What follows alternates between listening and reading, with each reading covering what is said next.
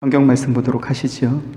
요한복음 21장 1절부터 3절 말씀.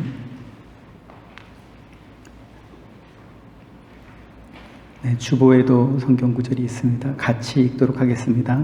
그 후에 예수께서 디베랴 호수에서 또 제자들에게 자기를 나타내셨으니 나타내신 일은 이러하니라. 시몬 베드로와 디두모라 하는 도마와 갈릴리 가나 사람 나다나엘과 세베대의 아들들과 또 다른 제자 둘이 함께 있더니 시몬 베드로가 나는 물고기 잡으러 가노라 하니 그들이 우리도 함께 가겠다 하고 나가서 배에 올랐으나 그날 밤에 아무것도 잡지 못하였더니. 아멘.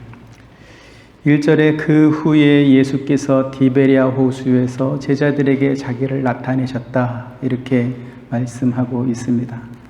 14절에 보면 이것은 예수께서 죽은 자 가운데서 살아나신 후에 세 번째로 제자들에게 나타나신 일이다, 이렇게 또 설명하고 있습니다. 근데 지금 이 14절 말씀은 예수님께서 부활하신 후에 제자들에게 나타나신 것이 세 번째다라고 하는 것이고, 사실은 그 전에 막달라 마리아에게 먼저 나타나셨죠. 그러니까 여기 나온 세 번째는 제자들에게 나타나신 것이 세 번째다라는 것이지 부활하셔서 세 번 나타나셨다라는 말은 아니다라는 것을 우리가 알면 좋겠습니다. 예수님께서 디베랴 호수에서 제자들에게 자기를 나타나셨다, 이렇게 말씀하고 있는데, 이 디베랴 호수는 어디냐? 갈릴리 호수의 다른 이름이 바로 디베랴 호수입니다. 디베랴라고 하는 이름은 원래 로마 황제의 이름이었습니다. 당시 황제들은 자기가 정복한 나라, 도시나 어떤 기념일이 될 만한 어떠한 곳에 자기의 이름 붙이는 것을 상당히 좋아했습니다. 그래서 기념하는 것이죠. 하와이에도 제일 유명한 1번 도로는 카메하메하인 것처럼 이렇게 로마의 황제들이 자기가 정복한 땅에 혹은 그 통치 영역에 있는 정치 지도자들이 그 황제에게 충성과 어떤 경의를 표현하는 의미로 이렇게 이름을 붙이는 것입니다. 이 디베랴도 당시 유대 분봉 왕이었던 헤롯이 로마 황제에게 충성과 경의를 표현하는 어떤 그런 마음으로 갈릴리라는 이름을 디베랴라는 이름으로 바꾸어서 불렀던 것입니다. 그런데 마태, 마가, 누가복음에서는 이 호수의 이름을 갈릴리 호수이다 혹은 갈릴리 바다이다 이렇게 말하는 데 반해 요한복음에서는 굳이 디베랴 호수다, 이렇게 지금 말하고 있습니다.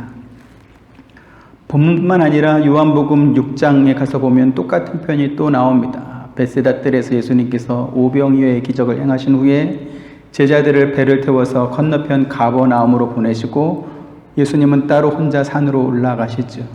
그 기적을 보았던 사람들이 제자들이 배 타고 하나밖에 없는 배를 타고 가버나움으로 갔고 예수님은 산으로 갔기 때문에 예수님이 그곳에 있을 거라고 생각하고 찾아봤는데 예수님이 없었습니다.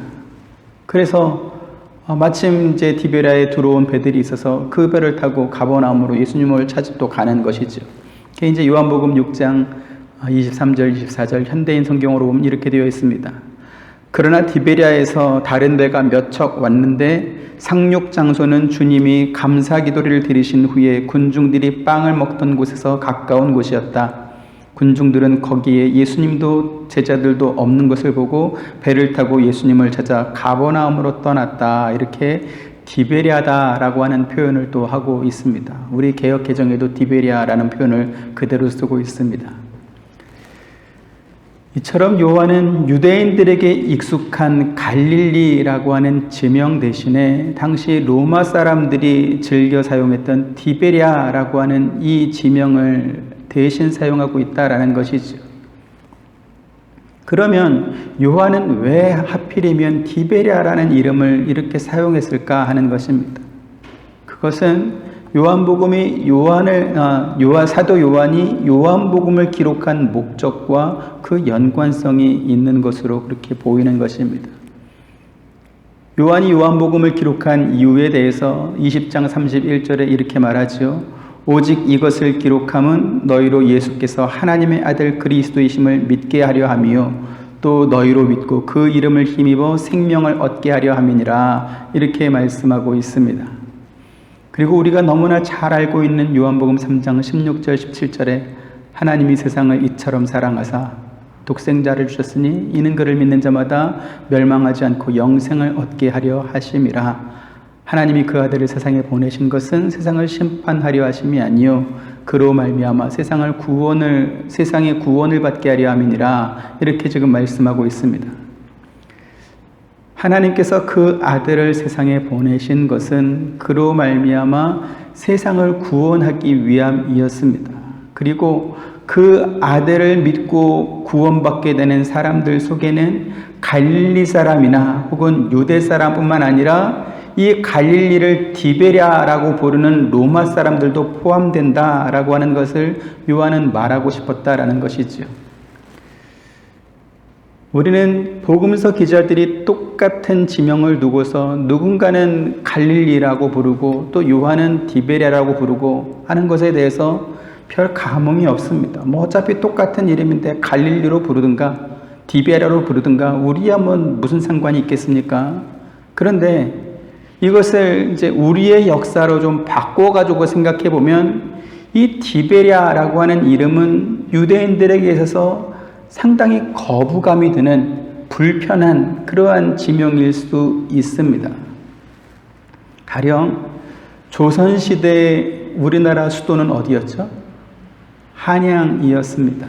그런데 일제강점기 시절인 1910년부터 1545년까지는 한양이라는 이름 대신에 일본 사람들이 부르기 쉬운 게이조라고 하는 경성이라는 이름으로 수도의 이름이 바뀌었습니다. 조선시대는 한양이었는데 강점기 시절에는 게이조, 경성이 이제 우리 수도의 이름이 되었죠. 그러다가 광복한 이후에 1946년 2월 9일에 이제 서울특별시로 이름이 바뀌는 것입니다. 근데 이렇게 이제 서울로 바뀌었는데 우리나라의 유력한 뭐 그게 정치인이든 문인이든 누군가 이렇게 한양도 아니고 서울도 아니고 경성이라는 이름을 자꾸 쓰는 겁니다. 우리나라 사람인데 신문에 보니까 이 사람이 쓴 글마다 경성 뭐 책 보면 또 경성 또 뭐 어디 신문 방송 나와서 말하는 경성 이렇게 하는 겁니다. 괜찮습니까? 이상하겠습니까? 아마 요즘식으로 말하면 저 사람은 토착 외구 아니야 뭐 이렇게 했을 것입니다. 빌라도의 보고서라는 책에 보면 당시의 대제사장이나 바리새인들이나 유대인들이 표면적으로는 로마 정부에 상당히 협조하는 것처럼 보이지만 그러나 실제로는 세금 내는 것을 싫어하고 자주 밀란을 일으켜서 빌라도를 괴롭게 했다라는 그러한 내용이 자주 등장합니다. 유대인들이 로마 정부나 혹은 로마 정부로부터 파송받아온 이 총독에 대해서 결코 호의적이지 않았다라는 것을 증명하는 것이죠. 이러한 상황 속에서 사도 요한이 요한복음을 기록하면서 유대 사람들에게 익숙한 갈릴리라는 표현 대신에 디베랴라고 하는 거부감이 드는 표현을 자꾸 사용하는 것입니다. 그 이유는 앞서도 말씀드렸던 것 같이 예수님께서 하나님의 아들 그리스도심과 그분으로 말미암아 구원을 얻게 되는 이 도리가 유대인들뿐만 아니라 자기 나라를 빼앗은 침략자인 로마 사람들에게도 적용된다라는 것을 이 복음서를 통해서 가르쳐주기 원했다라는 것이죠. 지금 이 내용이 우리에게 주는 교훈이 무엇입니까? 우리는 나와 생각이 다르고 사는 방법이 다른 어떤 사람들을 볼 때 함께 할 수 없는 사람이다 이렇게 생각하는 경향이 상당히 있습니다. 그리고 그러한 감정들이 참 익숙합니다. 나와 같은 생각을 갖고 나랑 같이 가면 선, 나랑 다른 생각을 갖고 있고 나랑 가는 길이 다르면 그것은 악, 이렇게 이분법으로 자꾸 나누는 것을 좋아한다라는 것이죠. 특히 한국 사람들은 그런 면에 있어서 아주 도드라지는 그러한 면이 좀 있습니다. 선명하게 좀 나뉘는 편입니다. 특히 정치적인 관점으로 어떤 현상을 볼 때 더욱 도드라지는 거죠. 똑같은 상황을 보더라도 어떤 사람은 괜찮다라고 말하고 어떤 사람은 안 된다고 하고, 이것 때문에 막 서초동에서도 집회가 열리고 광화문에서도 집회 열리고 뭐 이런 모습들을 우리가 작년에 또 보지 않습니까? 그런데 이것이 사회뿐만 아니라 교회 안에 들어와서도 그와 같은 모습이 자주 발견이 되는 것입니다. 교회 안에서도 나랑 같은 생각을 가지면 같은 편, 나랑 생각이 다르면 마치 적과 같이 그렇게 여기는 그러한 면들이 있다라는 것이죠. 원래 교회라고 하는 곳은 서로 다른 사람이 모인 곳이기 때문에 나와 생각하는 것이 다를 수도 있고 어떤 일을 할 때 그 일하는 방법이 다를 수도 있습니다. 하지만 예수님께서 친히 모퉁이 돌이 되시고 우리 성도들은 그 모퉁이 돌을 중심으로 해서 서로 하나가 되고 연합을 이루어가는 것이 교회이기 때문에 서로 다른 부분이 만약에 있다고 한다면 다듬고 깎으면서 맞추어 나가는 곳, 그곳이 바로 교회인 것입니다. 복음 안에 들어온 사람들 속에는 선과 악, 옳고 그름의 이분법이 없습니다. 서로 다름을 인정해주고 그 다른 부분을 이해하면서 참고 또 견디고 맞추어 나가는 것입니다. 사도 요한이 요한복음을 기록할 때 자기 나라를 빼앗은 침략자까지도 예수 안에 들어오면 구원을 받게 된다라는 것을 가르쳐주기 위해서 이 책을 썼다, 이렇게 말씀드리지 않습니까? 어쩌면 초대교회 당시의 이 요한복음은 요한이 사용한 이 표현 때문에 유대인과 로마인 모두로부터 인정받지 못했을 수도 있을 것입니다. 유대인들은 야, 요한 쟤는 로마 편에 붙었다, 어떻게 디베랴 이런 표현을 쓸 수가 있냐, 쟤는 아무래도 저쪽 사람인 것 같다, 이렇게 하면서 요한복음을 인정하지 않으려 했을 수도 있을 것입니다. 또 로마 사람들은 야, 자기 백성들한테 미움받고 십자가에 못 박혀 죽은 사람이 메시아라고 참 웃기고 있네, 이러면서 인정하려 들지 않았을 수도 있을 것입니다. 하지만 요한은 자기가 쓴 이 요한복음이 사람들로부터 인정을 받느냐 인정을 받지 못하느냐 이것을 생각한 것이 아니라 예수 그리스도를 믿는 사람, 예수 그리스도의 이름 안에 들어온 그 모든 사람들이 다 구원을 얻게 된다라는 이 진리를 가르쳐주기 위해서 굳이 이와 같은 표현을 사용하는 것입니다. 오늘 우리가 이것을 배워야 될 것입니다. 신앙생활은 나를 증명하는 것이 아닙니다. 요한이 쓴 기록처럼 오직 이것을 기록함은 너희로 예수께서 하나님의 아들 그리스도심을 믿게 하려 함이요 또 너희로 믿고 그 이름을 힘입어 생명을 얻게 하려 함이로다. 이 이유 하나만 가지고 또 이 이유에 적합하게 하도록 하기 위해서 이 책을 지금 기록하고 있다는 것이죠. 그러면 오늘 우리가 신앙생활 해야 되는 목적이 무엇입니까? 내가 아닌 다른 사람들이 우리의 삶을 통해서 예수께서 하나님의 아들이심과 그 이름을 힘입어 생명을 얻게 하는 이 일에 도움을 주도록 하기 위해서 우리가 오늘 신앙생활을 하고 있는 것입니다. 이것을 다른 말로 성화다 이렇게 말할 것입니다. 성화라고 말하니까 내가 거룩하고 경건한 사람처럼 보이는 것 이렇게 생각하기 쉬운데 그것이 아닙니다. 내 삶을 통해서 예수 그리스도가 증명되는 것, 그것이 바로 성화다라는 것이죠. 그러면 그 예수 그리스도는 어떻게 증명되는 것입니까? 서로 사랑하는 것, 서로 용서하는 것, 모퉁이 돌이 되시는 그리스도를 중심으로 하나가 된 교회를 이루기 위해서 나의 모난 부분, 나의 도드라진 부분을 스스로 깎고 다듬어내는 것, 그것이 바로 성화다라는 것이죠. 그래서 저와 여러분 우리 하와이 서부 장로교회가 이와 같은 성화의 구원을 잘 이루어 나갈 수 있게 되기를 주님의 이름으로 축원드립니다. 본문 2절 3절에 보면 디베랴 호수로 고기 잡으러 간 제자들의 이름들이 나오고 있습니다. 베드로와 디두모라 하고는 도마가 있었고, 나다나엘이라고 되어 있는데 바돌로메의 다른 이름이죠. 나다나엘과 세베대의 두 아들 이랬습니다. 세베대의 두 아들은 야고보하고 오늘 이 요한복음을 기록한 사도 요한이 세베대의 두 아들입니다. 그리고 또 다른 두 제자를 말하고 있는데, 성경학자들은 이 나다나엘을 예수님께로 이끌어왔던 나다나엘의 절친인 빌립과 그리고 베드로의 형제인 안드레일 것이다, 이렇게 보고 있습니다. 그런데 어떤 사람들은 오늘 본문의 내용이 누가복음 5장에 기록된 그 사건과 비슷하다, 그것이 그것 아니냐, 이렇게 말씀하는 분들이 있습니다.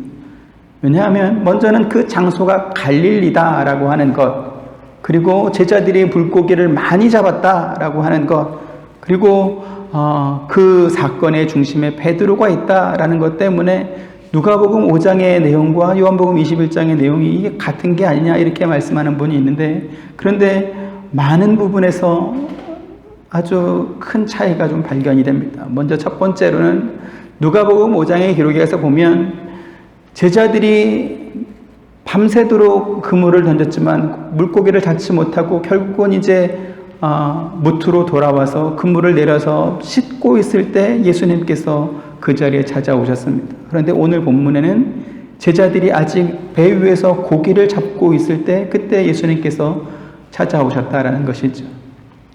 두 번째로는 누가복음에서는 제자들이 잡은 물고기가 너무 많아서 그물이 찢어지는지라 이렇게 말씀하고 있는데, 오늘 본문에서는 그물은 찢어지지 않았습니다. 그리고 세 번째로는 누가복음의 사건은 예수님께서 공생애를 시작하신 초창기의 일입니다. 그런데 지금 이 사건은 부활하신 후에 승천을 얼마 앞두고 예수님께서 제자들에게 나타나셨죠. 그러면 왜 요한은 이와 같은 내용을 요한복음 22장에 기록했을까? 지난주에 말씀드렸던 것처럼 이렇게 내용상 문맥상을 보면 요한복음 21장에서, 그렇죠? 요한복음 20장 31절에서 이 책의 기록의 목적은 이것이다, 이렇게 말하면서 끝내는 것이 자연스러워 보이는데, 그런데 22장의 내용을 추가한 이유가 있다라는 것이죠. 그것은 뭐냐면 예수님께서 베드로의 사도권을 회복시켜준 사건이 오늘 본문의 내용이기 때문에 그렇습니다. 그리고 그 사도권을 회복시켜주는 그 장소가 갈릴리였다라는 것입니다. 갈릴리는 어디죠? 예수님께서 베드로를 불러서 제자로 삼으셨던 곳, 그곳이 바로 갈릴리입니다. 마태복음 4장 18절부터 20절에 보시면 같이 한번 보시죠. 시작. 갈릴리 해변에 다니시다가 두 형제 곧 베드로라 하는 시몬과 그의 형제 안드레가 바다에 그물 던지는 것을 보시니 그들은 어부라 말씀하시되 나를 따라오라 내가 너희를 사람을 낚는 어부가 되게 하리라 하시니 그들이 곧 그물을 버려두고 예수를 따르니라. 이렇게 됐습니다. 예수님께서 베드로를 부르실 때 내가 너로 하여금 사람을 낚는 어부가 되게 하겠다, 이렇게 부르셨습니다. 베드로는 즉시 그물을 버려두고 예수님을 쫓아다니며 예수님의 제자가 되었죠. 그리고 3년여 동안 수제자로서의 역할을 잘 했습니다. 그런데 예수님께서 군병들에게 붙잡히시던 그날 밤에 베드로는 예수님뿐만 아니라 자기 스스로도 이해할 수 없고 용납할 수 없는 심각한 잘못을 저지르고 맙니다. 그게 뭐였죠? 예수님을 3번 부인하는 사건이 생기는 것입니다. 그것도 사람들 앞에서, 예수님께서 바로 앞에서 지금 부당하게 재판을 받고 있는 그 현장에서 예수님을 모른다, 도무지 모른다, 저주하며 모른다, 이렇게 3번이나 부인했던 사건이 생기는 것입니다. 부활하신 예수님을 베드로는 2번이나 만났습니다. 사실은 예수님께서 찾아오신 것이죠. 그리고 예수님께서 제자들에게 성령을 주셨습니다. 이제는 그 어느 누구도 예수님이 육체로 부활하셨다라는 사실을 믿지 못하는 제자들이 아무도 없게 되었습니다. 그런데 베드로는 예수님의 이 부활 사실이 너무나 반갑고 너무나 기쁘지만, 그러나 또 한편으로는 그 예수님을 모른다라고 부인했던 자신의 어떤 그러한 못난 모습을 스스로 견딜 수가 없었던 것입니다. 그리고 오늘 본문에 기록된 것처럼 몇몇 제자들은 밖으로 나가고 6명 이렇게 남아있는 그 자리에서 나는 고기 잡으러 가겠다, 나는 갈릴리로 가겠다, 그리고 길을 떠나는 것입니다. 그런데 재미있는 것은 베드로가 나는 고기 잡으러 가겠다라고 하니까 다른 제자들도 나도 같이 가겠다, 우리도 가겠다 그러면서 따라 나선 것입니다. 베드로는 고기 잡으러 가겠다라고 하는 그 정황, 그 이유가 이해가 되지만 다른 제자들은 덩달아 가는 겁니까? 아니면 친구 따라 강남 가는 겁니까? 왜 따라가는 것이죠? 근데 성경은 베드로가 즉흥적으로 생각해서 나는 가겠다 이것이 아니고 사실은 부활하신 예수님께서 막달라 마리아에게 이미 말씀해 주신 내용이 있었다 이렇게 말하고 있습니다. 마태복음 28장 10절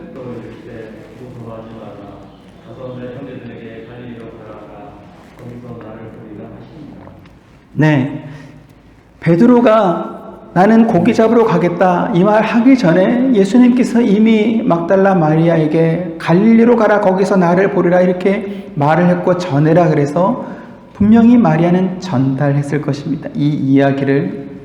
그런데 베드로가 이 이야기를 정확하게 전달을 받았는지 혹은 말을 듣지 못했는지는 사실 잘 모릅니다. 왜냐하면 마리아가 제자들 있는 곳에 와서 예수님의 무덤이 비었다 이렇게 말했을 때 베드로와 요한이 제일 먼저 일어나서 뛰어나갔거든요. 그러니까 뛰어나가면서 그 말을 들었는지 혹은 못 들었는지 아니면 듣고 잊어버렸는지 잘 모르겠습니다. 그런데 막달라 마리아에게 전했던 이 말을 다른 제자들은 듣고 기억하고 있었다라는 것이죠. 그렇지 않다면 베드로가 나는 고기 잡으러 가겠다라고 했을 때 이미 제자들이 예수님을 2번이나 만났고 성령도 받았고 그런데 갑자기 수제자가 이 갈릴리로 간다고 그러니까 왜 가는 거냐? 뭐 때문에 가냐? 이렇게 묻지 않았겠습니까? 근데 묻지도 않고 우리도 같이 가겠다 그러고 지금 따라 나서고 있다라는 것이죠. 그런 면으로 봤을 때 제자들은 여인들이 전해준 이 말을 기억했던 것으로 그렇게 보이는 것입니다. 예수님께서 갈릴리에서 나를 만나리라 한 말을 베드로는 듣지 못했거나 기억하지 못했다 할지라도 다른 제자들은 기억하고 있었기 때문에 베드로가 지금 예수님 만나러 갈릴리로 가는구나, 우리도 가야 되겠다. 그래서 지금 따라 나서는 것이죠. 부활하신 예수님께서 베드로를 부르셨던 그 갈릴리 바다에서 다시 베드로를 만나길 원하셨습니다. 왜냐하면 예수님께서 이제 15절 이후에 베드로에게 네가 나를 사랑하느냐 3번 물으시고 또 베드로가 예수님께 주님께서 아십니다 하는 그러한 대답 속에서 예수님께서 베드로를 갈릴리로 부르신 이유가 다시 또 설명이 되는 것이죠. 자기 자신에 대한 실망과 좌절에 빠져서 부활하신 예수님을 만나고도 기뻐할 수 없었던 그 베드로에게 예수님께서 변함없는 사랑과 또 그에게 새로운 사명을 주고 있는 것입니다. 예수님께서 베드로와 나누셨던 이 대화의 내용은 우리가 이제 다음 주에 살펴보도록 하겠습니다. 그런데 오늘 우리가 좀 더 깊이 살펴보려고 하는 것은 뭐냐면 우리가 신앙생활 하다 보면 누구든지 베드로와 같은 이러한 상황을 만날 수 있게 된다라는 것입니다. 특히 베드로처럼 남다른 열심으로 주를 섬기다가 그것이 자신의 실수 때문이었던지 혹은 다른 어떤 이유로 인해서 실망하게 되는 어떤 일을 교회에서 만나게 되었을 때 모든 것을 다 내려놓고 과거의 모습으로 돌아가는 그러한 사람들이 있기 때문에 그렇습니다. 혹시 그러한 일을 만나게 될 때 오늘 본문의 말씀을 기억하시길 바랍니다. 예수님께서는 실망한 베드로가 갈릴리로 돌아갈 것을 이미 알고 계셨습니다. 그래서 막달라 마리아에게 갈릴리로 갈 터이니 거기서 나를 보리라 이렇게 말해라 이미 말해 주었다라는 것이죠. 아마도 다른 제자들은 베드로가 그날 밤에 예수님께서 붙잡히시던 그날 밤에 3번이나 예수님을 부인했다는 사실을 알지 못했을 것입니다. 복음서 기자들이 베드로가 예수님을 부인한 내용을 다 기록하고 있는데 그것은 나중에 베드로가 마치 간증과 같이 그렇게 소회를 이야기하듯 제자들에게 가르쳐 주었거나 혹은 그 재판정 자리에 있던 다른 사람들로부터 들어서 이 내용을 썼을 것입니다. 하지만 베드로가 갈릴리로 가겠다고 했을 때 따라 나섰던 그 제자들은 그 시점까지는 아마도 베드로가 예수님을 3번 부인한 그 사실에 대해서 전혀 알지 못했을 것입니다. 만약에 알았다고 한다면 베드로를 따라가겠습니까? 저 배신자, 잘 가라 이러고 그냥 끝났을 것입니다. 근데 전혀 모르고 있었기 때문에 같이 따라 나선 것이죠. 예수님께서 베드로를 찾아오신 이 사건을 통하여서 우리가 배우는 것은 무엇입니까? 예수님께서 부른 사람, 선택한 자기 백성들은 그가 어떤 이유로 예수님을 떠났든 반드시 찾아서 그를 구원하시고 회복시키신다라고 하는 것을 우리가 배우게 되는 것입니다. 지금 베드로가 나는 고기 잡으러 가겠다 이렇게 말하고 길을 떠난 것은 예수님께서 부활하신 예수님께서 그에게 찾아오셔서 베드로의 눈을 이렇게 쫙 쳐다보면서 야, 너 그럴 줄 몰랐다. 내가 아무리 그랬다고 진짜로 부인하냐? 야, 참, 야, 너 진짜 실망이다. 너 이제 나 따라오지 마. 이래서 베드로가 떠난 겁니까? 그렇지 않습니다. 자기 스스로 부끄러워서 자기 스스로 예수님 볼 면목이 없어서 그래서 떠나겠다 이렇게 한 것이다라는 것이죠. 실제로 많은 사람들이 이와 비슷한 이유를 대면서 주님 앞에 나올 수 없다 이렇게 말합니다. 난 아직 죄가 너무 많아서 교회 못 갑니다. 난 아직 해야 될 일이 많은데 또 교회 다니면 열심히 일을 해야 되는데 지금 내가 그렇게 시간을 못 내니까 나중에 내가 열심히 교회 봉사했을 때 그때 내가 교회 가겠습니다. 혹은 내가 아직 술, 담배를 못 끊어서 이거 딱 끊으면 그러면 내가 이제 정말 깨끗하게 그렇게 내가 가겠습니다. 이렇게 말하는 것이죠. 그런데요, 그와 같은 이유들은 본인이 예수님께 나올 수 없다 이렇게 생각하는 이유들인 것이지 예수님께서 너 그러면 나한테 못 와 이렇게 막은 것이 아니다라는 사실이죠. 다시 말씀드려서 베드로가 많은 사람들 앞에서 예수님을 공개적으로 모른다고 부인한 사람이라 할지라도 주님께서 한번 선택하시고 부르셨던 그 백성, 그 사람, 그 제자는 반드시 찾아오셔서 구원하신다라는 사실을 우리가 잊으면 안 될 것입니다. 내가 나를 용서 못하기 때문에 예수님이 나를 구원할 수 없다. 이거는 굉장히 교만한 말이죠. 그렇죠?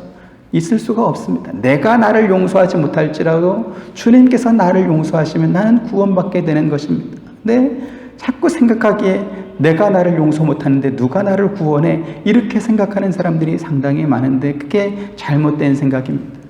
요한복음 6장 39절에 나를 보내신 이의 뜻은 내게 주신 자 중에 내가 하나도 잃어버리지 아니하고 마지막 날에 다시 살리는 이것이니라 이렇게 말씀합니다. 기독교가 인간이 만든 신을 섬기는 일반 다른 종교와 다른 점이 바로 이것입니다. 세상의 종교들은 신앙의 근거, 신앙의 동력이 신에게 정성을 드리는 인간 자신에게 있습니다.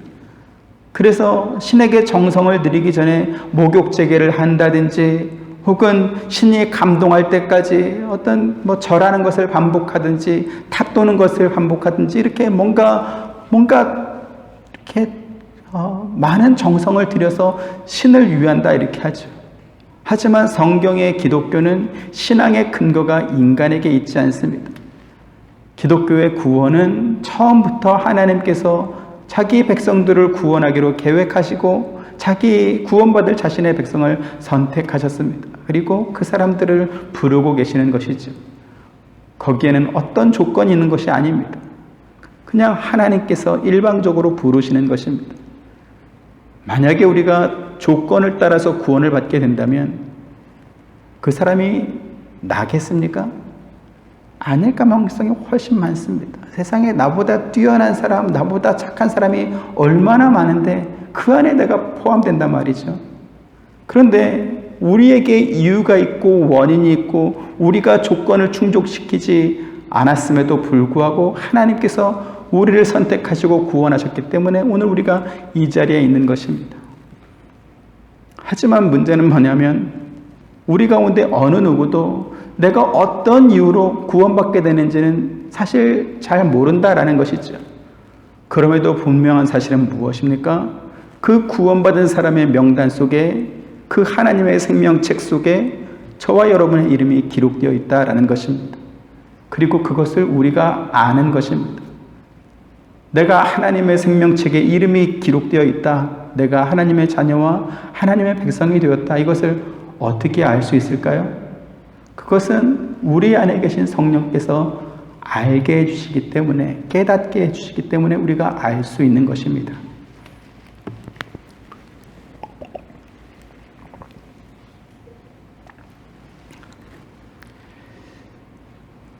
미국은 프로 스포츠가 아주 발달되어 있습니다. 제가 야구를 참 좋아합니다. 프로야구가 한국의 프로야구가 생기던 그때부터 지금까지, 중학교 1학년 때부터 지금까지 너무 좋아하는 스포츠가 야구입니다. 근데 아무래도 수준은 한국 야구가 미국보다 떨어지죠. 근데 한국 야구장에는 미국 야구장에 없는 독특한 것이 있습니다. 이게 뭐냐면 단체 응원입니다. 지방마다, 팀마다 응원하는 풍경이 다르고 너무나 멋지고 재밌습니다. 부산을 연고로 한 팀이 롯데 자이언츠라는 팀인데, 부산에서 야구 경기가 이렇게 중계가 되면 참 재밌습니다. 사람들이 신문지를 둘둘 말아가지고 막 흔들면서 부산 갈매기 노래를 막 부릅니다. 그리고 롯데 선수들이 이제 타석에 서면 이렇게 신문지를 흔들면서 마 그럽니다. 마가 뭡니까? 마 모르죠. 우리는 마가 뭔지 모릅니다. 근데 부산 사람들은 마 이렇게 합니다. 그러니까 마 때리라, 안타 치라, 홈런 치라, 이 소리가 마입니다. 마. 이거는 부산 사람들은 다 아는 정서지만 저처럼 서울 사람들은 좀 마가 뭐야? 나중에 이제 기사를 보고 알았습니다. 그 마가 그런 뜻이다라는 걸. 그럼 제가 부산에 놀러 가서 그 구덕 야구장 들어가서 그 사람들처럼 같이 신문지 들면서 부산 갈매기 부르고 마 그러면 제가 그 사람들의 정서를 이해하고 안다고 말할 수 있을까요? 그건 흉내내는 것이지 그거를 온전히 다 안다라고 말할 수 없을 것입니다. 부산뿐이겠습니까? 광주에 가면 광주의 정서가 있고, 대전 가면 대전의 정서가 있고, 강릉 가면 강릉의, 제주 가면 제주의 정서가 있는 것입니다. 그것은 나이가 많다고 해서 이해되는 것이 아니고 공부했다고 이해되는 것이 아닙니다. 나이가 어려도 부산 사람은 그 마가 무슨 뜻인지 알고 할 거다라는 것이죠. 꼭 그렇다라고 말할 수는 없겠지만 우리가 받은 구원이 그와 같은 것입니다. 구원받은 사람들은 영으로 깨닫게 해주시는 성령의 감동이 있다라는 것이죠. 이것은 이론으로 배우고 논리적으로 이해해서 얻게 되는 그러한 감동이 사실 아닌 것입니다. 그리고 이와 같은 감동은 교회 오래 다녔기 때문에 알게 되고, 혹은 이제 막 교회를 다닌 초신자이기 때문에 전혀 모른다, 이런 것도 아닙니다. 성경 공부를 많이 하면 알게 되고 성경 공부를 안 하면 모른다, 또 이런 것도 아닙니다. 성령에 감동된 사람은 교회의 연조와 상관없이 세상의 학문 수준이나 성경 공부를 했든지 안 했든지 그거 상관없이 알게 되고 깨닫게 되는 것이 있다라는 것이죠. 그러면 우리 안에 계신 성령께서 우리에게 알게 해주시고 깨닫게 해주시는 것이 무엇입니까? 예수 그리스도가 하나님의 아들이시다는 것입니다. 그 하나님의 아들이 동정녀에게서 나셨다. 그분의 죽음이 대속의 죽음으로 우리의 죄를 용서하는 죽음이었다. 그분께서 육체로 부활하시고 승천하셨고 그분께서 다시 오실 것이다. 성경 말씀은 하나님의 말씀이고 성경에 기록된 무수히 많은 기적들은 하나님의 뜻에 의해서 예수 그리스도를 증거하기 위해서 내놓으신 그러한 기적들이다라는 것을 우리가 이해하게 되고 믿게 되는 것입니다. 여러분은 이와 같은 사실이 믿어지십니까? 아멘이시라면 여러분은 확실히 구원받으신 분들이고 여러분 안에 성령이 계시는 것입니다. 3절 뒷부분에 보면 그들이 우리도 함께 가겠다 하고 나서서 배에 올랐으나 그날 밤에 아무것도 잡지 못하였다 이렇게 기록하고 있습니다. 본업이 고기 잡는 어부였던 제자들이 익숙했던 생업의 현장에서 실패했을 때 예수님께서 그들을 찾아오셨다라는 것을 요한이 강조해서 지금 말하고 있는 것입니다. 그리고 그 실패한 제자들 속에는 이 요한복음을 기록한 사도 요한도 포함되어 있는 것입니다. 유대인들에게는 신명기 사관이라고 하는 독특한 역사관, 세계관, 종교관이 있습니다. 신명기 세계관, 신명기 사관이 뭐냐면 하나님의 말씀에 순종하면 복을 받고 하나님의 순종에 거역하면 불순종하면 벌을 받게 된다라는 그러한 것입니다. 예수님 당시에 종교적 그리고 정치적, 경제적 기득권을 가졌던 사두개인들, 바리새인들 이러한 사람들은 부자였습니다. 종교 정치적 권력만 가진 것이 아니라 그들은 다 부자였다라는 것이죠. 그런데 예수님께서 제자들에게 말씀하실 때 부자가 천국에 들어가는 것보다 낙타가 바늘길을 통과하는 것보다 더 어렵다. 낙타가 바늘길 들어가는 것이 부자가 천국 들어가는 것보다 쉽다. 이렇게 말씀하니까 제자들이 깜짝 놀라면서 그럼 누가 구원받겠냐 이렇게 말하는 장면이 마가복음에 나옵니다. 마가복음 10장 25절 26절에 낙타가 바늘기로 나가는 것이 부자가 하나님의 나라에 들어가는 것보다 쉬우니라 하시니 제자들이 매우 놀라 서로 말하되 그런즉 누가 구원을 얻을 수 있는가 이렇게 지금 말하고 있는 것이죠.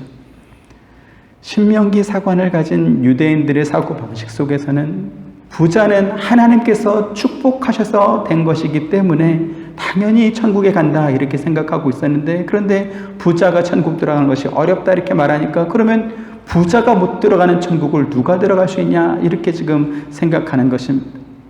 지금 이 말씀을 왜 드리냐면 예수님께서 제자들을 찾아온 현장, 그 현장이 실패한 현장이기 때문에 그렇습니다. 부활하신 예수님을 만나고도 옛날 예수님 만나기 전의 생활로 돌아가 버렸던 그 불순종의 현장에 예수님께서 찾아오고 있다는 것입니다. 신명기 사관에 의해서 베드로의 모습을 본다면 베드로는 버림받아 마땅하고 벌을 받아 마땅하고 내침받아야 마땅한 것입니다. 그런데 그렇게 좌절해 있고 실패한 그 베드로에게 예수님께서 찾아오셔서 내 양을 먹이라, 내 양을 치라 라고 하면서 사도의 권위를 회복시켜주고 있습니다. 여기서 우리가 배우는 것은 무엇이냐면 구원받은 성도 그리스도에 지체된 우리들에게는 세상에서의 성공과 실패 여부가 우리의 신앙의 성공과 실패 여부와 이렇게 결부시킬 수 없다라는 것입니다. 분명 베드로와 제자들은 밤새 고기 잡는 것에 실패했지만 그곳에 찾아오신 예수님으로 인하여서 새 힘을 얻고 사명을 회복하는 그러한 기회가 되고 있는 것입니다. 갈릴리 바닷가로 도망가버린 베드로를 찾아오셨던 이 예수님처럼 어디가 길인지도 알지 못한 채 헤매고 있을 우리들을 주님께서 붙잡아서 오늘 이 자리에 오게 하셨습니다. 고린도서 1장 21절에 같이 한번 보시죠. 시작.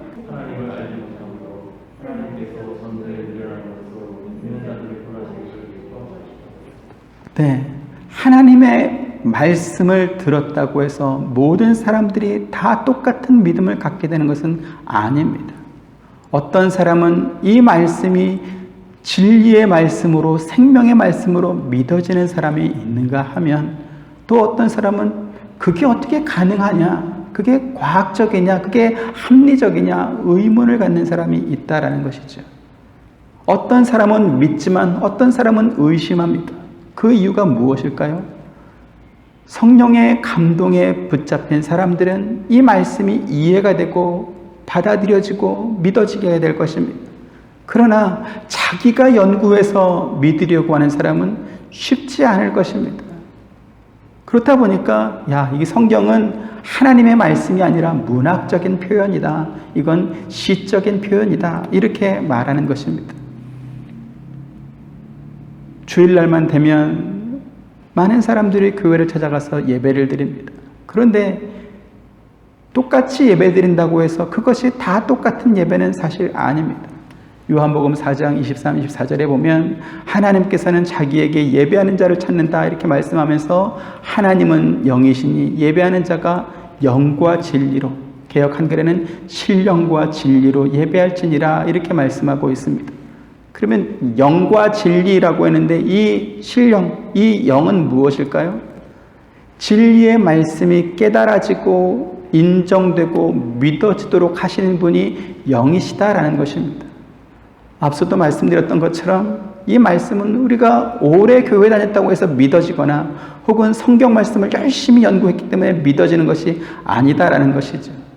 성령으로 거듭난 사람, 내 안에 거듭난 영이 성령 하나님께서 주시는 이 은혜와 이 감동에 서로 교통이 되고 연합되는 사람, 이 사람들은 성경 말씀이 인정이 되고 이해가 될 것입니다. 하지만 이 소통이 없는 사람, 성령과 교감이 없는 사람은 성경이 하나님의 영감된 말씀이다. 성경의 이 모든 기적들은 하나님께서 하신 일이시다. 예수님의 동정녀 탄생과 대속의 죽으심과 육체의 부활과 승천과 이러한 것들을 우리가 믿는다 이렇게 말하면 그러한 사람들은 야, 니네 왜 이렇게 맹목적이냐, 왜 이렇게 미련하냐 이렇게 말할 것입니다. 대표적인 건 뭐죠? 야, 어떻게 홍해가 갈라지냐? 해변가를 걷고 있는데 멀리서 보니까 마치 바다가 갈라진 것처럼 그렇게 보인 것이다 이렇게 말합니다. 제가 묻겠습니다, 여러분. 홍해가 갈라지는 기적이 힘들 것 같습니까? 아니면 최소한 200만 넘는 이 이스라엘 백성들이 아무것도 없는 사막 광야에 들어가서 매일같이 40년 동안 만나 먹은 게 큰 기적일 것 같습니까? 어떤 게 더 어려울 것 같아요?